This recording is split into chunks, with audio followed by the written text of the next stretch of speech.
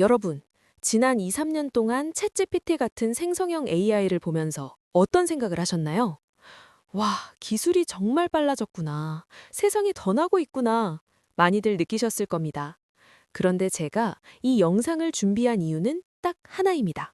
우리가 화면 속의 AI에 감탄하는 사이에 기술의 흐름은 이미 다음 단계인 피지컬 AI, 즉, 몸을 가진 AI로 넘어가고 있기 때문입니다.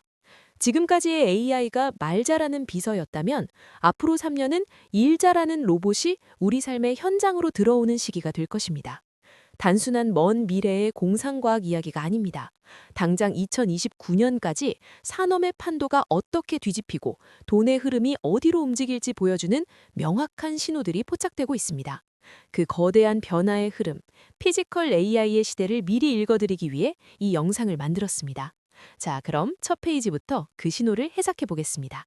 자, 지금 화면에 보이는 이 0과 1의 숫자들, 단순한 매트릭스 코드처럼 보이시나요? 아닙니다. 이건 미래의 언어입니다. 아니, 정확히 말하면 바로 3년 뒤, 2029년, 우리 눈앞에 펼쳐질 거대한 변화의 서막입니다. 오늘 여러분의 미래를 뒤흔들 충격적인 이야기를 해보려 합니다.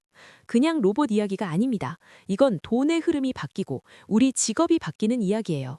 끝까지 눈 떼지 마세요. 지금부터 이 암호를 해독해드립니다. 첫 장부터 강렬합니다. 2026년 1월 라스베이거스 CES 현장을 상상해보세요. 엔비디아의 젠슨 황이 무대에 올라서 이렇게 선언합니다.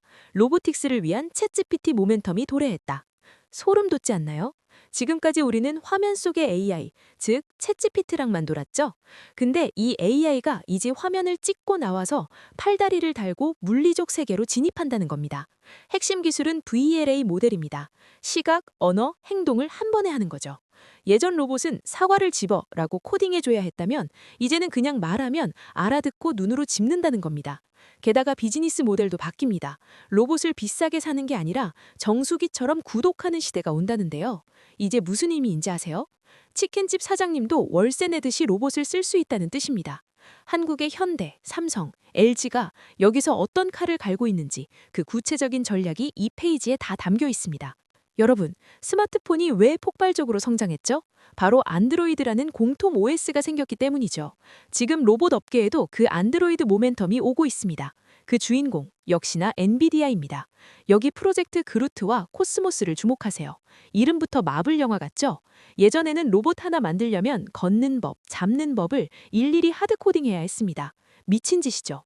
근데 엔비디아가 야, 우리가 뇌는 다 만들어놨어. 니네는 몸통만 가져와 라고 하는 겁니다.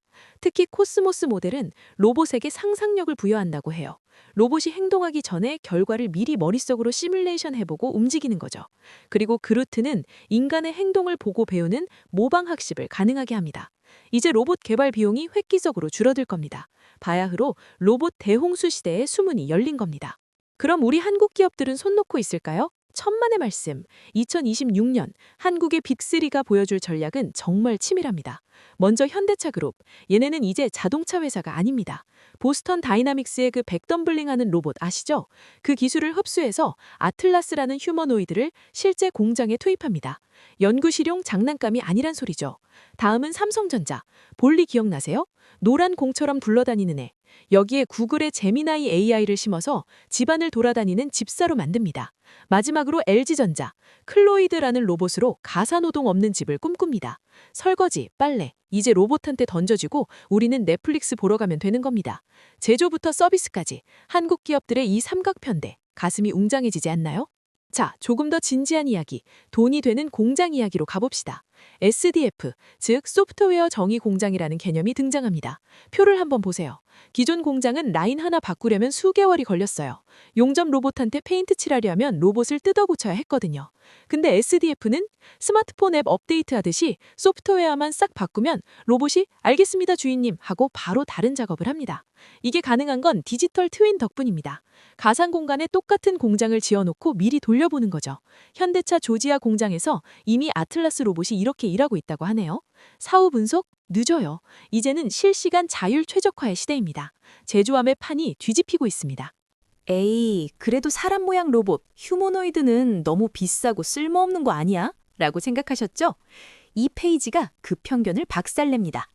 왜 굳이 사람 모양일까요? 정답은 브라운필드에 있습니다. 우리가 일하는 공장은 이미 사람한테 맞춰져 있어요. 계단, 문 손잡이, 통로. 바퀴 달린 로봇은 못 다닙니다. 공장을 다 뜯어 고칠까요? 아니죠. 사람 닮은 로봇을 넣으면 끝입니다. 그리고 양손을 쓴다는 것. 이게 엄청납니다. 부품 조립 같은 정교한 작업이 가능해지죠. 실제로 도입해보니 결과가 충격적입니다. 비계획 가동 중단이 50%나 줄고 불량 검출률은 99%에 달합니다. 신형 아틀라스 로봇 2026년 생산 물량은 이미 현대차랑 구글이 다 예약해서 매진됐답니다. 사고 싶어도 못 사요. 여러분, 이 그래프 캡처해두세요. 투자의 힌트가 여기 있습니다. 바로 크로스오버 존입니다. 지금까지는 공장에서 쓰는 산업용 로봇이 대세였죠. 그런데 2026년부터 2029년 사이에 역사적인 골든 크로스가 일어납니다. 서비스 로봇 시장이 산업용 로봇 시장을 3배 차이로 따돌리고 폭발합니다. 2029년에 서비스 로봇 시장만 약 6천억 달러, 우리 돈으로 80조 원이 넘습니다. 왜일까요? 실버 쓰나미, 즉 고령화 때문입니다. 일할 사람은 없고 노인은 많아지고 결국 로봇이 커피 타고 서빙하고 간병까지 해야 하는 시대가 강제로 오는 겁니다. 이 거대한 파도에 올라타야 하지 않을까요? 그럼 우리 집에는 어떤 로봇이 들어올까요? 삼성과 LG의 자존심 대결입니다. 삼성의 볼리는 공간지능에 집중합니다. 집에 들어오면 볼리가 쪼르르 달려와서 주인님, 오늘 미세먼지가 심하니 공기청정기 켰고 기분 꿀꿀해 보이시니 조명 좀 낮췄습니다. 라고 하는 겁니다. 철저한 개인합의서죠. 반면 LG의 클로이디는 행동파입니다. 팔이 달렸거든요. 주인님, 힘드시죠? 빨래는 제가 개킬게요. 식기세척기 제가 돌릴게요. 라며 육체노동을 대신해줍니다. 게다가 공감지능으로 정서적 대화까지 한다니 혼자 사는 분들에게는 눈물 나는 친구가 될지도 모릅니다. 여러분은 어느 쪽이 더 끌리시나요? 집 밖으로 나가봅시다. 물류와 의료 현장입니다. 물류? 이제 물리적 인터넷 시대입니다. 우리가 이메일 보낼 때 데이터가 어떻게 가는지 신경 안 쓰죠? 화물도 그렇게 됩니다. 로봇들이 알아서 착착착 옮겨서 끊김없이 배송되는 거죠. 연평균 18%씩 성장한답니다. 그리고 의료. 여기가 진짜 심각하면서도 기회입니다. 간병할 사람이 없어요. 치매 환자 말동무해주고 거동 불편한 어르신 부축해주는 로봇. 이거 선택이 아니라 필수입니다. 일본이랑 유럽은 이미 난리가 났어요. 2030년 병원에 갔는데 의사보다 로봇이 더 많이 돌아다녀도 놀라지 마세요. 자, 그래서 이 모든 게 언제 되냐고요? 로드맵 딱 정해드립니다. 1단계, 당장 내년인 2026년입니다. 자동차 공장 가보세요. 아틀라스 같은 애들이 부품 나르고 있을 겁니다. 2단계, 2027년에서 2028년 물류센터로 확산됩니다. 쿠팡 물류센터에서 로봇들이 박스 나르는 거 보게 될 겁니다. 이때 RAAS 모델이 터집니다.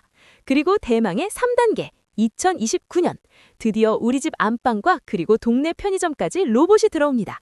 가격이 3만 달러, 즉 4천만 원 밑으로 떨어지거든요. 차 한 대 값으로 평생 가사도우미를 고용하는 셈이죠. 기대되지 않으세요? 여기서 잠깐, 로봇이 4천만 원? 말도 안 돼. 지금 몇 억 하잖아. 하시는 분들, 이 페이지를 보셔야 합니다. 가격 파괴의 비밀, 바로 부품의 자동차화입니다. 현대 모비스 같은 자동차 부품 회사들이 로봇 부품을 만듭니다. 자동차 찍어내듯이 로봇 관절, 액추에이터를 대량 생산해버리는 거죠. 그랬더니 원가가 반토막이 났습니다. 2024년에 1억 5천만 원 하던 로봇이 2030년이면 2천만 원대가 됩니다. 선진국 최저임금 연봉보다 싸져요. 사장님들 입장에서 알바생 쓸까요? 로봇 쓸까요? 답은 이미 나와 있습니다.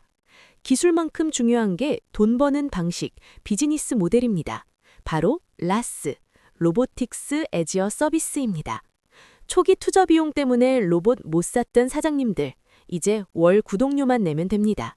로봇이 고장났다? 구형이다? 걱정 마세요. 공급사가 알아서 최신형으로 바꿔줍니다. 심지어 바쁠 때만 로봇을 더 쓰고 한가할 땐 줄이는 탄력적 채용도 가능해요. 재무제표상 자산으로 안 잡히니까 세금 혜택도 있죠. 2026, 27년쯤이면 로봇을 직접 사는 것보다 구독하는 경우가 더 많아질 거라고 합니다. 넷플릭스 구독하듯 로봇을 구독하는 세상, 기업들에게는 거부할 수 없는 유혹입니다. 하지만 밝은 미래만 있는 건 아닙니다. 세계 지도가 쪼개지고 있습니다. 로봇 냉전 시대입니다. 서방 진영은 엔비디아의 고성능 칩을 쓴 하이엔드 보안 로봇으로 뭉칩니다. 국방이나 첨단 공장에는 아무 로봇이나 못 들이죠. 반면 중국 진영은 무조건 쌉니다. 가성비로 밀어붙여서 개도국 시장을 장악하려고 합니다. 그리고 이사회에 계신 분들 잘 들으세요. 이제 AI 윤리 책임자가 필요합니다. 로봇이 사고치면 누가 책임지나요? EU의 AI 법안도 지켜야 하고요. 기술만 좋다고 다가 아닌 아주 복잡한 체스 게임이 시작됐습니다. 2029년의 풍경을 한 단어로 정의하면 초일상입니다. 전기가 흐르는 게 너무 당연하듯 로봇이 우리 곁에 있는 게 너무 당연해서 의식조차 안 되는 단계. 그게 바로 2029년입니다. IT와 OT의 경계가 사라집니다. 메타버스, 죽은 줄 아셨죠? 아닙니다. 공장 속으로 들어갔습니다. 가상 공장과 현실 공장이 실시간으로 동기화돼서 전 세계 어디서든 클릭 한 번으로 공장을 돌립니다. 전체 시장 규모는 최대 2,180억 달러, 약 300조 원까지 보고 있습니다. 이 거대한 파이, 누가 먹게 될까요? 자, 긴 여정을 마칠 시간입니다. 결론은 명확합니다. 패러다임은 전환되었습니다. 이제 우리는 로봇을 코딩하는 게 아니라 가르치는 시대를 살게 됩니다. 로봇은 단순한 기계가 아니라 배우고 성장하는 파트너입니다. 여러분에게 드리는 3가지 제안. 첫째, 소유하지 말고 구독하세요. 둘째, 우리 현장의 데이터를 지키세요. 그게 경쟁력입니다. 셋째, 인간과 로봇이 어떻게 협업할지 워크플로우를 다시 설계하세요. 로봇이 우리 일자리를 뺏는 게 아닙니다. 로봇을 잘 다루는 사람이 로봇을 못 다루는 사람의 일자리를 뺏게 될 겁니다. 2029년, 준비된 자에게는 기회이고 그렇지 않은 자에게는 위기가 될 것입니다. 여러분은 어느 쪽입니까?